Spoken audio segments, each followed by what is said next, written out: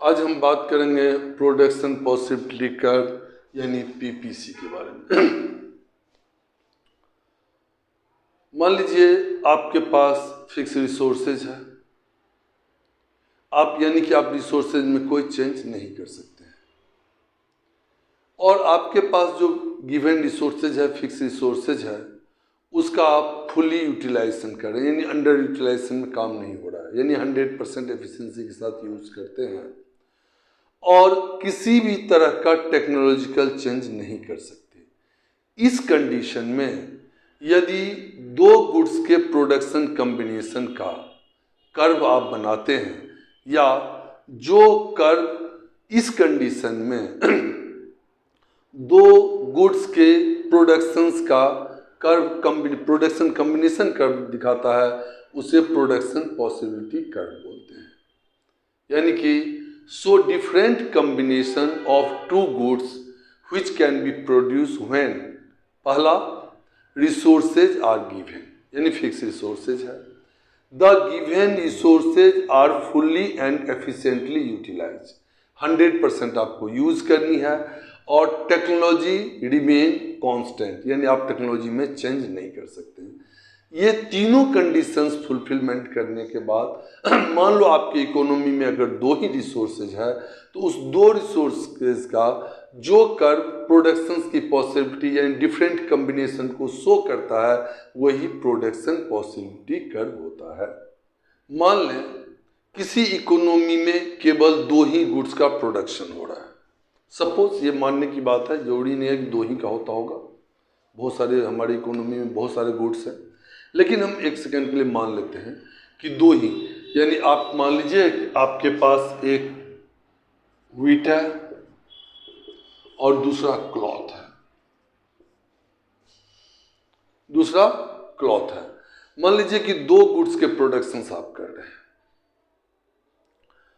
और resources given है, आपके पास लिमिटेड पैसे हैं, जो रिसोर्सेज है वो गिवन है, टेक्नोलॉजी भी कोई चेंज नहीं होती है, और आप रिसोर्सेज का मैक्सिमम यूटिलाइजेशन कर रहे हैं, तो प्रोडक्शन पॉसिबिलिटी कर्व कैसे बनेगी?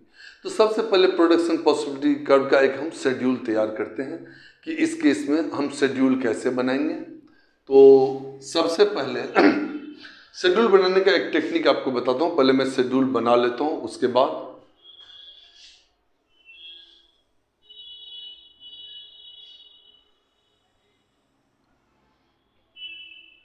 एक पहला कॉलम आप सबसे पहले बना लेंगे गुड्स का, ये प्रोडक्शन पॉसिबिलिटी है, ये मैं इसमें लिखता हूं, ऊपर लिख देता हूं प्रोडक्शन पॉसिबिलिटी, ये प्रोडक्शन पॉसिबिलिटी है। अब हम ना अलग अलग सिचुएशन लेते हैं, मान लीजिए ABCDE सिचुएशन ले लेते हैं, ABCDE।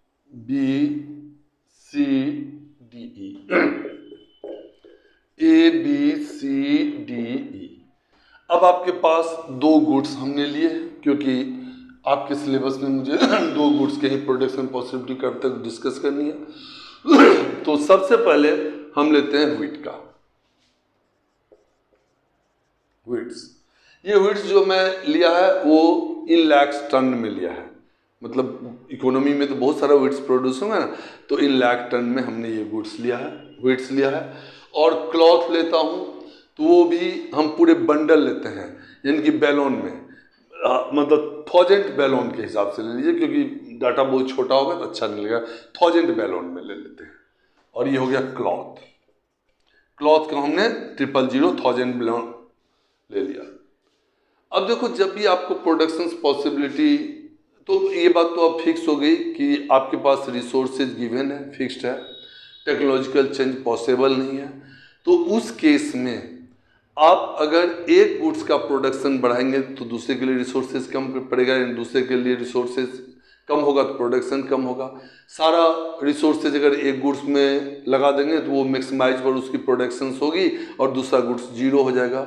तो मान लीजिए कि हमने 100 यूनिट्स में, 100 मैंने इन लाख टन में लिया है यूनिट्स, 100 यूनिट्स मैंने गेहूं का प्रोडक्शन किया, और हमने इस कंडीशन में हमारे पास क्लॉथ बनाने के लिए कोई भी रिसोर्सेज नहीं बचता, तो क्लॉथ को हमने 0 कर दिया। अब उसके बाद मान लेते हैं कि ये 90 किया, तो इसको 1000 बैरल बना लेंगे, 1000 बेल्स बन जाएगी कपड़े का।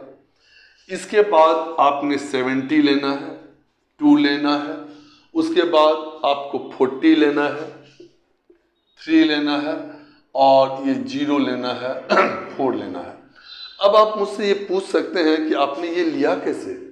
देखो, बेसिकली जब आपको ये ग्राफ बनाना हो, जब लेना हो, तो मैं एक टेक्निक सिखाता हूँ। जो पहला गुड्स एक्स गुड्स लेंगे, एक्स गुड्स मैंने लिया व्हीट्स को, तो गेहूं को, तो एक्स गुड्स में क्या करना कि डिफरेंस लगातार बढ़ाते जाना। जरा ध्यान से देखिए, ये 100 था, मैंने 90 कर दिया, यानी हमने डिफरेंस लिया 10 का। जरा ध्यान से देखना, ये लिखना नहीं है, बस समझना है। और इसमें देखो, मैंने 90 से 70 किया, तो हमने डिफरेंस लिया 20 का। और ध्यान से देखिए, मैंने 70 से 40 लिया, तो मैंने डिफरेंस ले लिया 30 का, और 40 करके हमने 0 कर दिया। और इसको दूसरे वाले जो वाई गुड्स होगा उसको आप बढ़ाते जाना, 0 1 2 3 4 5, जितना बड़ा हम बना सकते हैं ऐसे करके। इससे क्या होगा कि आपका जो कर्व बनेगा वो सुंदर बनेगा, अच्छा कर्व बनेगा, यानी कि आपसे कभी भी कर्व में ऐसी गलती नहीं होगी जिससे एग्जामिनर आपका मार्क्स काट सके। तो अब इस तरह से आपने जो प्रोडक्शन पॉसिबिलिटी के लिए जो कर्व बनाने के लिए बेस लेना है, इसको हम लोग बोलते हैं ओरिजिनली प्रोडक्शन पॉसिबिलिटी शेड्यूल। तो हम शेड्यूलिंग करते हैं। तो शेड्यूल में क्या करना है, पहले एक्स गुड्स, जो भी नाम गुड्स का होगा आप रख लेंगे, फिर वाई गुड्स लेना है। एक में जैसे जैसे एक पहले 100% प्रोडक्शन करनी है, दूसरे का 0 हो जाएगा, दूसरे का प्रोडक्शन बढ़ाएंगे तो पहले का प्रोडक्शन कम होगा। तो इसका जो प्रोडक्शन है वो आप कैसे घटाएंगे, टेक्निक आपने सीखा 10 20 30, मतलब जो भी नहीं 10, आप 20 40 80 घटा लो, 60 घटा लो, डिपेंड करता है आप पे। लेकिन मैंने एक सिस्टम बताया कि अगर ऐसे करेंगे तो आपका कर्व अच्छा बनेगा। और दूसरा जो वाई गुड्स लेनी है उसमें 1 2 3 4 0 1 2 3 4 लेके आपको चलना है। तो मुझे लगता है कि आप शेड्यूल बनाना सीख गए होंगे। अब हम इसको कर्व पर यानी कि ग्राफ पर प्रेजेंट कैसे करेंगे। कर्व को ऐसे भी डिफाइन किया जाता है कि graphical presentation of production possibility schedule is production possibility curve. यानी अभी जो हमने शेड्यूल बनाया था उसको अगर हम ग्राफ पर प्रेजेंट कर दें तो वही प्रोडक्शन पॉसिबिलिटी कर्व होता है। ग्राफ पर प्रेजेंट कैसे करते हैं वो सीखना है हमें। तो सबसे पहले आपको ग्राफ तो बनाना आता है, हमने ये ग्राफ ले लिया। आपको पता है ये एक्स एक्सिस होता है और ये होता है वाई एक्सिस। अब इसमें हमने 100 तक लिया है, तो आपने ये 0 हो गया, 10 20 30 40 50 60 70 80 90 100। और इसमें हमने 4 तक लिया, तो आप 5 तक लाइनिंग कर लीजिए, 1 2 3 4 5।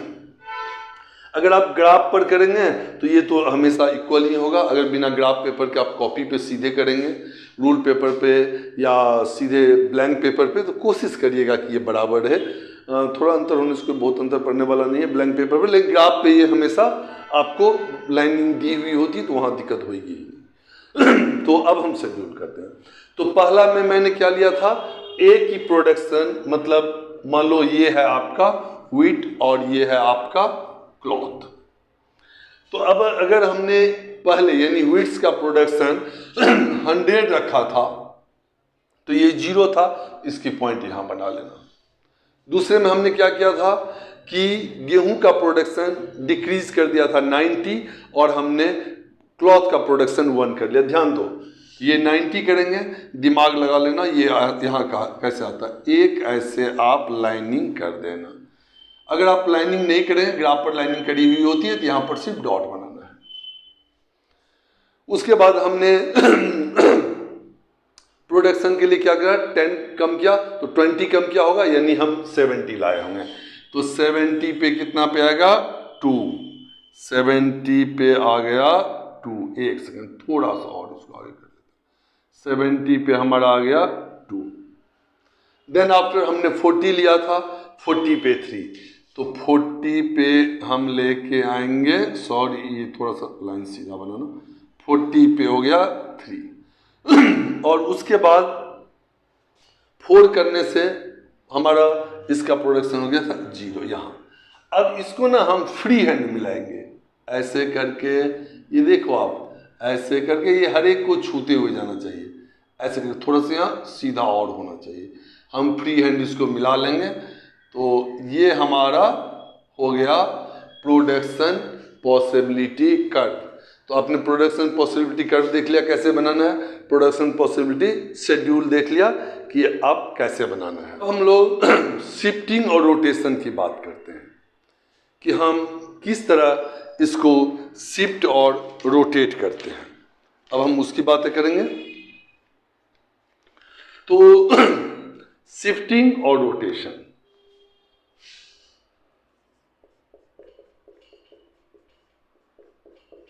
शिफ्टिंग, अब हम लोग थोड़ी सी बात करते हैं शिफ्टिंग के बारे में। अब शिफ्टिंग किस किस केस में हो सकता है, जिस चीज को हमने फिक्स किया उसमें चेंज करना होगा। तो सबसे पहला है कि चेंज ऑफ रिसोर्सेज। अगर रिसोर्सेज को हम चेंज करेंगे तो शिफ्टिंग की बात होगी। अब जरा एक कर्व बनाते हैं फिर से।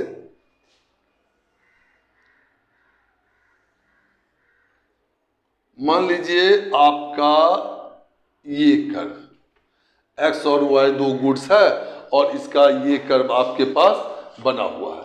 तो उस केस में हम जो चेंज करेंगे, देखो ये हमारी ऑप्टिमम यूटिलाइजेशन पे हमारी रिसोर्सेज के हिसाब से प्रोडक्शन बनी हुई है। अगर आप रिसोर्सेज इंक्रीज कर देंगे तो क्या होगा, ये अपवार्ड शिफ्ट ऊपर की तरफ, यानी दोनों की प्रोडक्शन बढ़ जाएगी। चूंकि रिसोर्सेज बढ़ गया तो दोनों की प्रोडक्शन क्या होगी, बढ़ जाएगी। तो ये हो गया अपवार्ड शिफ्टिंग, यानी कि अगर हम रिसोर्सेज इंक्रीज कर देंगे तो प्रोडक्शन पॉसिबिलिटी कर्व हमारी ऊपर की तरफ चली जाएगी। ये हो गया।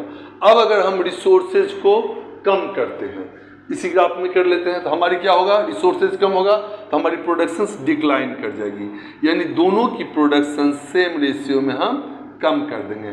तो ये हो गया यानी कि डिक्रीज इन रिसोर्सेज, अगर हम रिसोर्सेज को डिक्रीज करते हैं। अब हम चेंज इन टेक्नोलॉजी के बारे में बात करते हैं, यानी कि चेंज इन टेक्नोलॉजी। अगर हम चेंज इन टेक्नोलॉजी के बारे में बात करते हैं तो अब दो गुड्स आपने लिया था एक्स और वाई। सपोज आपने एक गुड्स लिया एक्स, दूसरा वाई, तो आपका मान लीजिए ग्राफ ऐसे बना हुआ था, यानी कर्व आपका ये बना हुआ था। अगर आपने एक्स गुड्स के लिए बेहतर टेक्नोलॉजी ले आए, अच्छी टेक्नोलॉजी ले आए, तो क्या होगा, एक्स गुड्स की प्रोडक्शन बढ़ जाएगी, वाई गुड्स की वही रहेगी।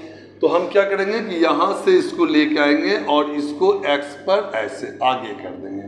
तो ये हो गया, अगर एक्स गुड्स की टेक्नोलॉजी आप नहीं ले आए तो, अच्छी एडवांस टेक्नोलॉजी ले आए तो सेम रिसोर्सेज में एक्स गुड्स की प्रोडक्शन बढ़ जाएगी।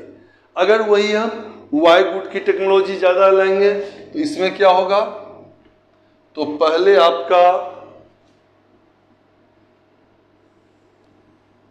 ये चल रहा था तो x की तो प्रोडक्शन वही रहेगी, तो आपका y का प्रोडक्शन बढ़ जाएगा, यानी ये पार्ट इंक्रीज कर गया। तो अगर हमने टेक्नोलॉजिकल चेंज करी x में, तो x वाले लाइन पे आगे आप प्रोडक्शन कर्व पे आगे बढ़ जाएंगे, y में y वाले पे। अब हम इसके बाद इसके प्रॉपर्टीज की बातें करेंगे। दो तरह के बेसिक प्रॉपर्टीज है प्रोडक्शन पॉसिबिलिटी कर्व में। पहला, प्रोडक्शन पॉसिबिलिटी कर्व को ध्यान से देखिए, ये प्रॉपर्टी जब भी होती है उस चीज में एग्जिस्ट करे। Production possibility curve slope down हो रहा है, production possibility curve slope down, यानी कि प्रोडक्शन पॉसिबिलिटी कर्व हमेशा स्लोप डाउन होगी। और दूसरा है प्रोडक्शन पॉसिबिलिटी कर्व कनकेव होती है। अब स्लोप डाउन का जो मेन कारण है वो है यूटिलिटी ऑफ रिसोर्सेज की स्थिति में दोनों गुड्स का प्रोडक्शन इंक्रीज नहीं हो सकता। अगर हम फुल यूटिलिटी यूज़ करते हैं, फुल यूटिलाइजेशन ऑफ रिसोर्सेज करते हैं, तो अगर हम एक गुड्स का प्रोडक्शन बढ़ाएंगे दूसरा का ऑब्वियसली घट जाएगा, क्योंकि हमारे पास रिसोर्सेज उतना ही है। इसीलिए ये हमेशा ऐसे नीचे की तरफ झुक जाएगा, यानी एक गुड्स की प्रोडक्शन बढ़ेगी तो दूसरे की घटती हुई चली जाती है। तो पहला ये कारण है। और दूसरा कि ये कनकेव क्यों होता है। अगर हम एक गुड्स की प्रोडक्शन बढ़ाएंगे तो दूसरी गुड्स के लिए रिसोर्सेज ही कम हो जाएगी, इसलिए ये हमेशा कनकेव होता है। तो इस वीडियो में हम इसको यहीं तक रखते हैं, और इसका जो पीपीसी कर्व का सेंट्रल प्रॉब्लम पर हम नेक्स्ट वीडियो डालेंगे। वीडियो लंबा हो जाएगा वरना नेक्स्ट वीडियो डालेंगे, और तब तक के लिए आप इसको लाइक और शेयर जरूर कीजिएगा। जय हिंद।